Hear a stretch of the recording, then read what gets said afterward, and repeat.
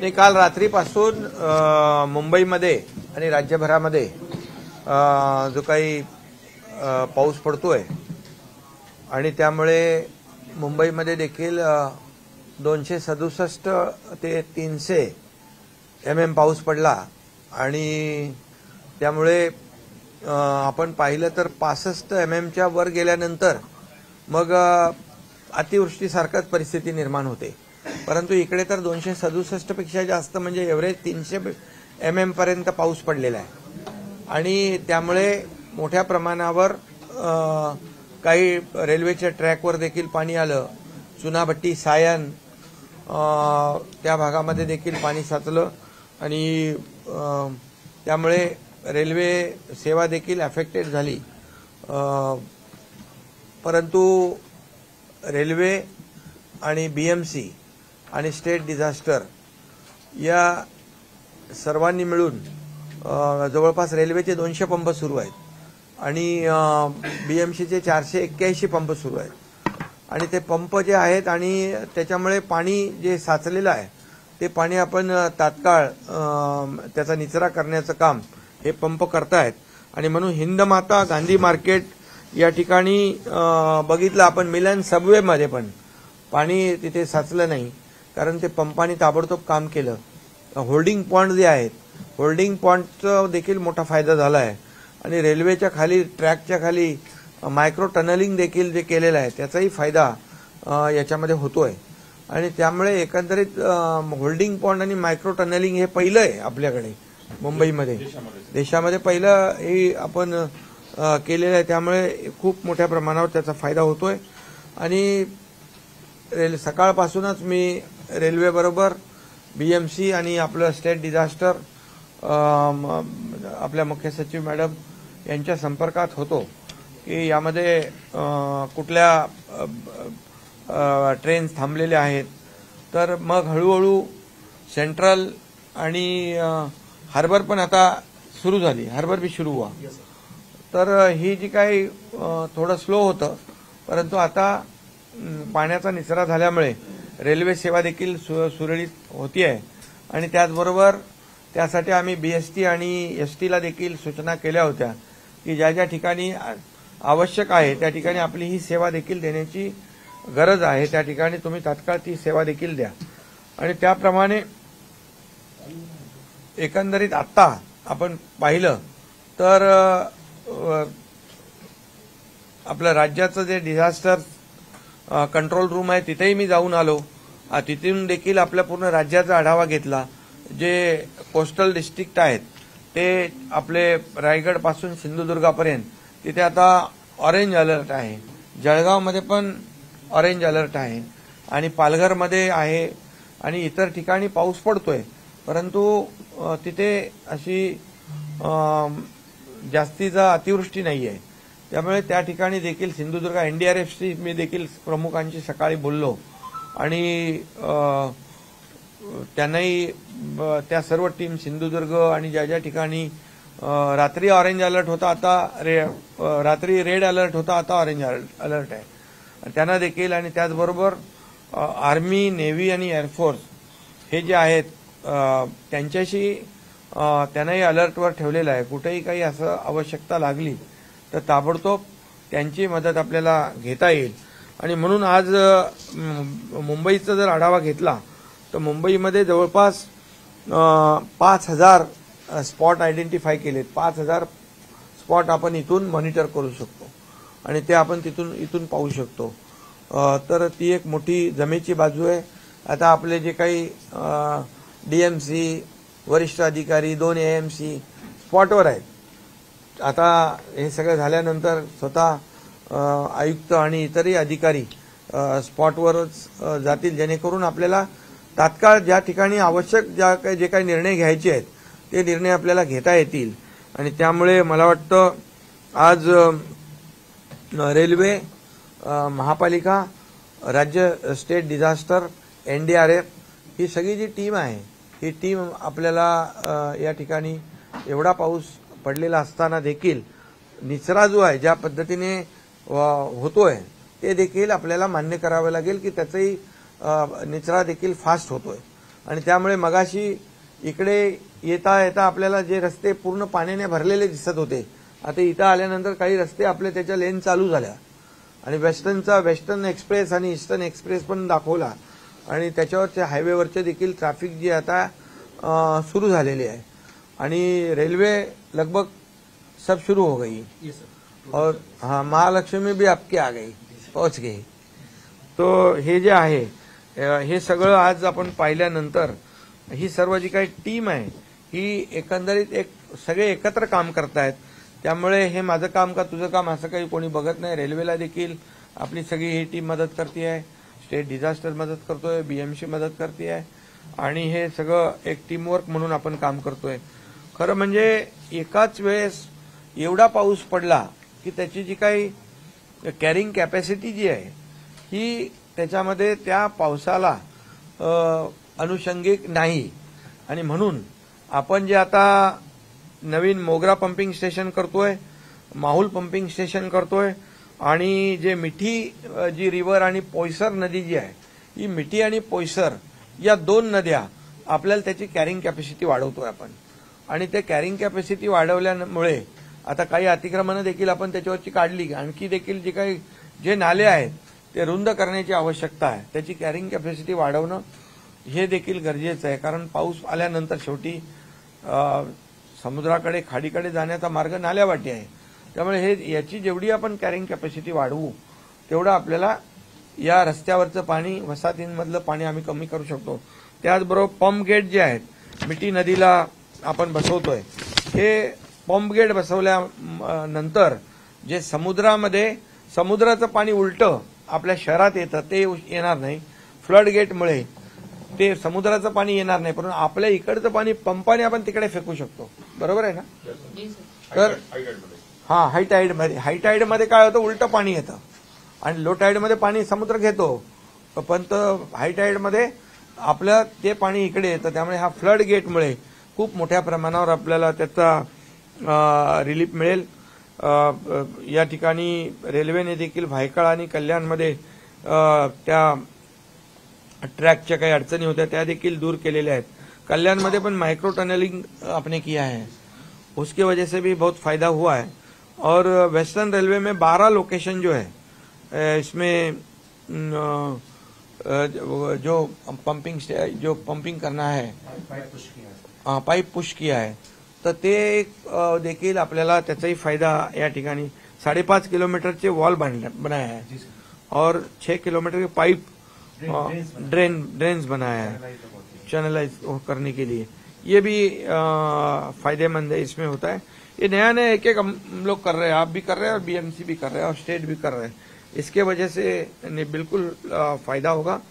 और मी पोलीस आयुक्तांना देखील आता लॉ अँड ऑर्डरचे जे सत्यनारायण आहेत पोलीस आयुक्तांना देखील मी मगाशी फोन केला होता की आपले जे चौपाट्या आहेत या चौपाट्यांवर देखील काही मुलं खेळायला आनंद घ्यायला जातात तर त्या लाटा ज्या आहेत 4-4.5 मीटरच्या उंच त्यामुळे आपल्याला त्रास होऊ शकतो.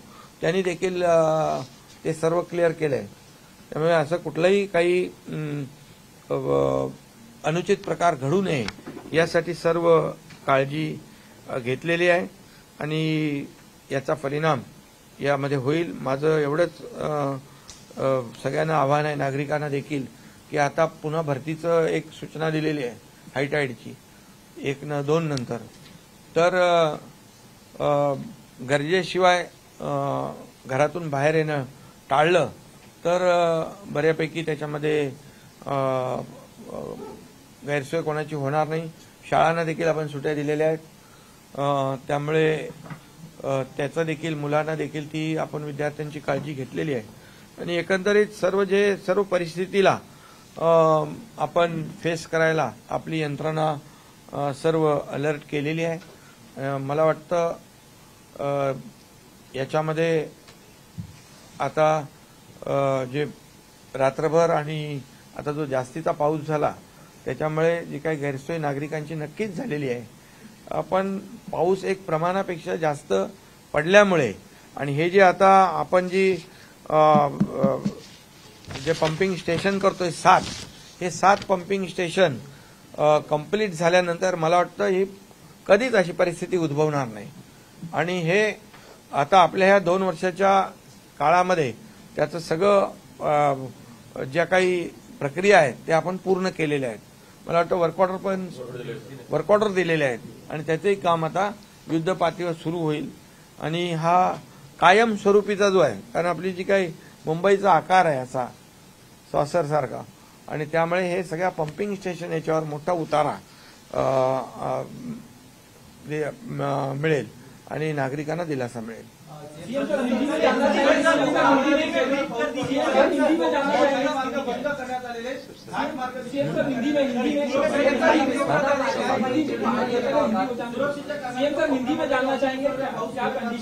कोकणामध्ये देखील ऑरेंज अलर्ट आहे. तिथे एनडीआरएफ गेलेली आहे आणि एनडीआरएफ त्यांच्याशी मी त्याच्या प्रमुखाशी पण बोललोय आणि ते सर्व सज्ज आहे. तिथली स्थानिक यंत्रणा आहे, डिझास्टर मॅनेजमेंट आहे, सगळे तिथे यंत्रणा सज्ज आहे. पाहणी केला होता याच मुद्द्याला धरून आता विरोधक टीका करतायत, ज्या पद्धतीने मुंबईत पाणी साचलं पहिल्या पावसामध्ये, याकडे कसं बघताय तुम्ही? हे बघा, आता हा राजकारण करण्याचा आजचा दिवस नाहीये.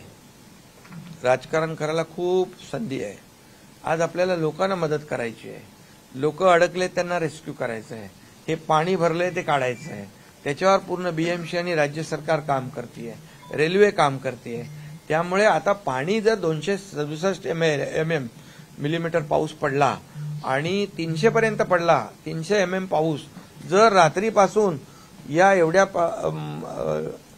कमी वेळामध्ये पडल्यानंतर हे एवढ्या लवकर पाण्याचा निचरा होणं ही देखील एक सिस्टीम चांगली असल्याचाच भाग आहे. सर, काल आयएमडीने ग्रीन अलर्ट ठेवला होता मुंबईसाठी, तो आज सकाळपर्यंत तसाच होता. केव्हा त्यांचा अलर्ट बदलला आणि उद्यासाठी परत, कारण उद्यासाठी जो ह्या आठवड्याचा अलर्ट होतो परत ग्रीन होता, तर तिथे काही गफलत आहे का आणि कशा प्रकारचं कम्युनिकेशन आता त्यांच्याकडून तुम्हाला? नाही, आयएमडी आणि आमचं स्टेट डिझास्टर कंट्रोल याच्यामध्ये आता ऑरेंज अलर्ट आहे.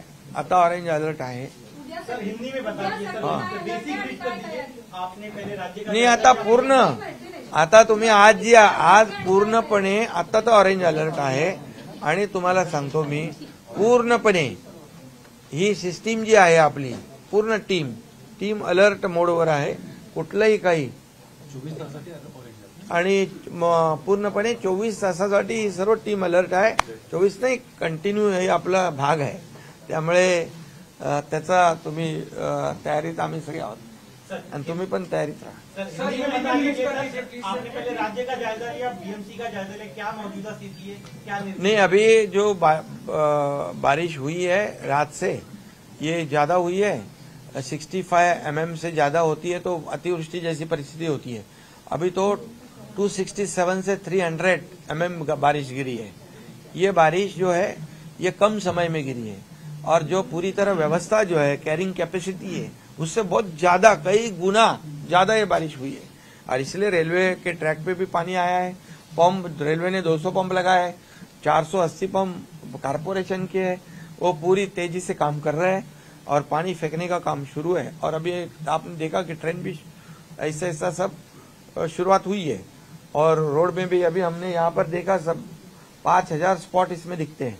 सब रोड पे अभी ट्रैफिक शुरू हुई है और सब जगह पे जो वाटर लॉगिंग वाले स्पॉट है, बीएमसी के बड़े अधिकारी जो वरिष्ठ है वो वहाँ खड़े हैं, वो भी दिखाई दिया. और इसलिए पूरी सिस्टम जो है, स्टेट डिजास्टर, रेलवे, एनडीआरएफ और बीएमसी, ये पूरी तरह इसको फेस करने के लिए पूरी तरह अलर्ट है और सब लोग काम कर रहे हैं. अभी जैसे ही ये मैंने कहा कि ये मिठी रिवर और पोइसर, ये रिवर जो है, ये इसकी कैरिंग कैपेसिटी बढ़ाने का काम शुरू है. फ्लड गेट डालने का काम शुरू है. अभी 7 पंपिंग स्टेशन बन रहे हैं. ये पंपिंग स्टेशन जो है अभी विदाउट ट्रीटमेंट पानी जा रहा है. ये कितने सालों से है. अब जब हमारी सरकार बन गई तब पहले काम हमने वही हाथ में लिया कि सब जगह जो भी समुद्र में पानी जाएगा वो पूरी तरह ट्रीटमेंट होकर जाएगा, पोल्यूटेड वाटर जाएगा नहीं. और इसलिए उसके ऊपर काम कर रहे हैं. माइक्रो टनलिंग हुआ है, ये होल्डिंग पॉन्ड हुए हैं, ये पहली बार हुआ है. और इसलिए ये जो भी ये फ्लड के लिए जो सिस्टम, जो उपाय करना है वो सब ये बीएमसी और रेलवे और सब लोग मिलकर कर रहे हैं। और निश्चित रूप से उसका अब जो इतनी बारिश होने के बावजूद अभी हमने देखा कि कई रोड तो पूरे पानी में थे, लेकिन वो पानी इतने तेजी से डिस्चार्ज हो रहा है उसका पानी का कि वहां रोड खुले हो रहे हैं। इसलिए ईस्टर्न और वेस्टर्न रोड भी शुरू हुए, ट्रेन भी शुरू हुई है। अभी सिर्फ हाईटाइड का एक सूचना मिली है, अलर्ट मिला है, उसमें भी थोड़ा बारिश कम हो रहे तो उसको भी हम ठीक से टैकल कर सकते हैं। कोस्टल इलाकों को लेकर सर क्या किया जा रहा है कि आप आर्मी और नेवी से भी संपर्क में कोस्टल रीजन को लेकर? हाँ बिल्कुल, कोस्टल रीजन के जितने डिस्ट्रिक्ट थे हमारे, रायगढ़, रत्नागिरी और सिंधुदुर्ग, ये इसमें और पालघर में भी वो ऑरेंज अलर्ट है और एनडीआरएफ की टीम पहुंची है। अगर जरूरत पड़े तो आर्मी, नेवी, एयरफोर्स उसको भी इतला किया है, उनको भी सूचना दी हुई है, वो भी हमारी मदद के लिए हमेशा तैनात है। सर, अपोजिशन की तरफ से सवाल उठाए जा रहे हैं बारिश को लेकर। सर, नाना पटोले ने आपने कुछ वक्त पहले भी ट्वीट किया है जिस तरीके से महाराष्ट्र में हिट एंड रन के केसेस। नहीं, अभी रुको जरा, अभी एक सवाल आपसे जानना चाहेंगे। अभी इसका बारिश का तो होने दो। बारिश का इतना ही मैं कहता हूँ, इसमें कोई राजनीति न लाए। ये राजनीति करने का समय नहीं है, ये लोगों को मदद करने का समय है। अभी लोगों को जहाँ फंसे उनको रेस्क्यू करने का समय है, रोड का पानी कम करने का समय है, और इसमें सभी लोगों ने मिलकर काम करना चाहिए। राजनीति के लिए तो बहुत विषय है, ये राजनीति का विषय नहीं है। और बारिश इतनी तेज गिरी है, तो ये तेज बारिश गिरी है, ये इससे पहले जो आज हम लोग उपाय कर रहे हैं 2 साल में शुरू किए, वो तो पहले होने चाहिए थे। ये 7 STP, micro tunneling, holding pond, ये सब कभी हो गए? ये टीका करना, आरोप करना तो ठीक है, लेकिन हमने आज कंक्रीट के रोड बनाने का काम शुरू कर दिया इधर बीएमसी में। इतने साल क्यों नहीं किया? इतने साल क्यों गड्ढों का सामना करना पड़ रहा है? आज जो होल्डिंग पॉइंट के वजह से मिलन सबवे, हिंद माता, अंधेरी का, इसमें अभी आप देखो हमेशा पानी रहता था, आज उधर पानी नहीं है होल्डिंग पॉइंट की वजह से। ट्रेन के ट्रैक के नीचे माइक्रो टनलिंग पहली बार हुआ है। तो ये भी देखो ना कि ये पहले कितने साल पहले होना चाहिए था। अरे हम लोग उसके ऊपर आरोप लगा रहे क्या? जब हमारे पास मौका आया तो हमने शुरू कर दिया। कमिटीकडे मोठ्या प्रमाणात निधी हा केंद्राकडून येतो, परंतु राज्यामध्ये हा निधी आहे तो वापरला जात नाहीये आणि याच्यामध्ये अधिकारी वर्ग कुठेतरी दिरंगाई करतात का? कारण त्यांच्याकडे अनेक कसलं काय अरे बाबा, तिथं आता आम्हाला जिथं जे लागते ते आम्ही करतोय। तिथं रेस्क्यू करायचं, लोकांना सुरक्षित स्थळी ठेवायचं आहे, त्यांना जेवणाची व्यवस्था करायची, त्यांना राहण्याची व्यवस्था, तिथे काय आम्ही बघत नाही कोणाचा फंड आला, कोणाचा थांबला। हा, ती एससीसीची मीटिंग पण झाली आहे, एससीसी मीटिंग झाली, सगळ्या प्रकल्पांना मान्यता पण मिळाली आहे। सर, आईएमडी ने आज ऑरेंज अलर्ट दिया है, कल के लिए येलो अलर्ट था, उससे पहले ग्रीन अलर्ट दिया हुआ था, किस तरह से देखते हैं? अभी 24 आवर्स के लिए ऑरेंज अलर्ट है। हाँ, अभी आपको उनको बताओ क्या चाहिए, आपको क्या चाहिए? सीएम सर, बस मैं ये जानना चाहती थी, आपने अभी कड़ी आलोचना की है जिस तरीके से हिट एंड रन के केसेस महाराष्ट्र में हो रहे हैं। आपने बताया किसी को नहीं बख्शा जाएगा, चाहे वो इन्फ्लुएंशियल कितने भी हो। इसी बीच ऑपोजिशन गंभीर सवाल खड़े कर रहा है कि महाराष्ट्र की सरकार गुंडों द्वारा रन की जा रही है। सर, क्या कहना चाहिए? देखिए, अभी मैं उनका निकालू क्या? 2 साल के पहले निकालू उनका राज, क्या कौन जेल में गए, होम मिनिस्टर से लेके सब। हम देखो ये आलोचना नहीं करना चाहते, इसमें एक ही हमारा मकसद है, हिट एंड रन में किसी को भी बख्शा नहीं जाएगा। वो कितना भी इन्फ्लुएंस वाला हो, कोई भी हो, पॉलिटिकल हो, पैसे वाला हो, ये गरीब की जान होती है, और इसलिए वो भी किसी की बेटी होती है, किसी की बहन होती है, और इसीलिए कोई भी हो उसको बख्शा नहीं जाएगा। और ये जो मैंने पुलिस कमिश्नर जी को भी कल कहा है कि हिट एंड रन में जितने भी होटल है, ये होटल जितने देरी से रात को बंद करते हैं उनके ऊपर कार्रवाई करो, लाइसेंस रद्द करो, और जो ड्रंक एंड ड्राइव वाला जो ड्राइव है वो भी तेज करो, वहां पर भी तेजी से चेकिंग करो। जो भी है वहां पर कोई भी ड्रिंक करके ड्राइव न करे और ऐसे एक्सीडेंट ना हो। और इसलिए उनको ऐसे अगर जो हैबिचुअल है उनको लाइसेंस भी उनका रद्द करने के मैंने बोल दिया है। और इसलिए ये बहुत बड़ा ड्राइव अभी पुलिस लेंगे, और ये हिट एंड रन जो है इसको पूरी तरह हम पाबंदी कैसे हो सकती है इसके ऊपर काम कर रहे हैं। इसमें कड़ी कार्रवाई होगी, जो भी है उसको छोड़ा नहीं जाएगा, वो कोई भी हो. मी सांगितलं आता की यामध्ये कोणीही मोठा माणूस असेल, कोणी म्हणजे पॉलिटिकल असेल, कोणाचा इन्फ्लुएन्स जास्त असेल, तरी सुद्धा तुम्ही खात्री करून घ्या की कुठल्याही प्रकरणामध्ये, अशा प्रकरणामध्ये ज्यामध्ये लोकांचा जीव गेलेला आहे, हा जीव ज्याचा गेला तोही कुणाच्या तरी परिवारातला सदस्य आहे, मुलगी आहे, मुलगा आहे, आणि म्हणून असं जे लापरवाही बेपरवाही करणारे जे लोक आहेत त्यांना बिलकुल सोडलं जाणार नाही, ते कोणी असू द्या. आणि म्हणून पोलीस आयुक्तांना मी स्वतः सांगितलेलं आहे, ड्रंक अँड ड्राईव्हचा जो ड्राईव्ह मोठ्या प्रमाणावर सुरू करा. जे हॉटेल रात्री उशिरापर्यंत चालू असतात त्यांचे लायसन्स रद्द करून टाका, त्यांच्यावर कारवाई करून टाका. आणि बिलकुल कुठल्याही परिस्थितीमध्ये ते माणूस कोणी असेल दारू पिऊन गाडी चालवू लागला की त्याच्यावर कठोर कारवाई करा, अशा प्रकारच्या सूचना दिलेल्या आहेत. आणि या सर्वांसाठी आहेत, कोणी मोठा छोटा कोणी नाही, कायद्यासमोर सर्व समान आहेत. आणि याच्यामध्ये आम्ही आणखी पण काही गोष्टी करू इच्छितोय की बाबा स्पीड जो आहे, जसं आपल्या सी लिंकला स्पीड वाढला की आपोआप अलर्ट येतो, गाडी त्याची स्लो होते, असं देखील आम्ही या ठिकाणी ट्रॅफिक आणि पोलीस आणि ज्या संबंधित यंत्रणा आहेत त्यांच्याबरोबर हे करून यावर देखील काय आपल्याला कंट्रोल आणता येतो का या बाबतीमध्ये देखील करू. कारण जो स्पीडने गेला की त्याला लगेच पेनल्टी, त्याचा दंड त्याच्या ऑटोमॅटिक होतो ना, तर ते देखील आम्ही त्याच्यावर देखील हे करतोय, जेणेकरून सर्व सिस्टीम ज्या आहेत या संबंधित सिस्टीम एकत्र करून याच्यावर कारवाई झाली पाहिजे. आणि हिट अँड रनच्या केसेस यापुढे होता कामा नये, अशा प्रकारचा सरकारचा एक